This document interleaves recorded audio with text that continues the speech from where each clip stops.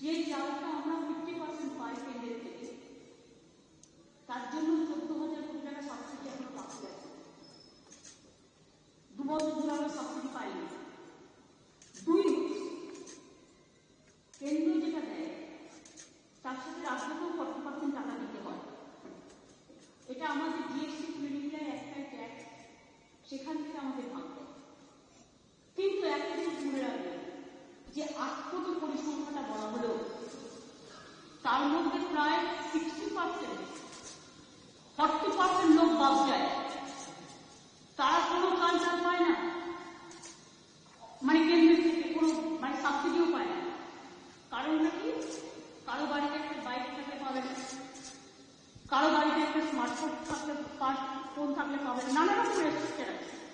সেই জন্য বাকি যে লোকগুলো পায় না, কোটি কোটি লোককে আমরা আমাদের টাকা দিই। এটা মাথায় রাখবে, যার জন্য প্রকল্পটার নাম হচ্ছে খাদ্যসাথী।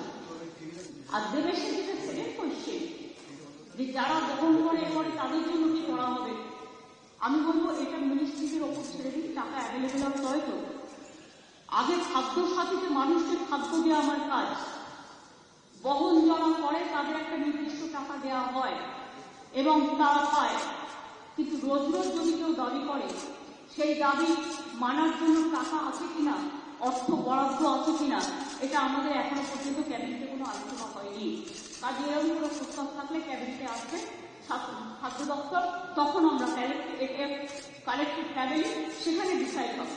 সবাই যদি বলে চালের দামও দেবো, গমের দামও দেবো বিনা পয়সায়, বস্তার দামও দেবো, যে বহন করবে নিশ্চয়ই তার প্রয়োজন আছে, সে খাটছে, তারা আমাদের গর্ব।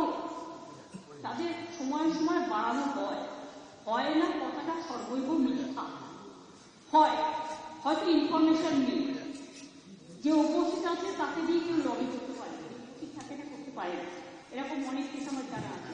আমি বলছিলাম তুমি কারোর জন্য লবি করছো, তোমাকে হয়তো কেউ ব্যাপারটা বুঝিয়েছে, তুমি বলছো, তুমি সত্যি কথাই বলছো।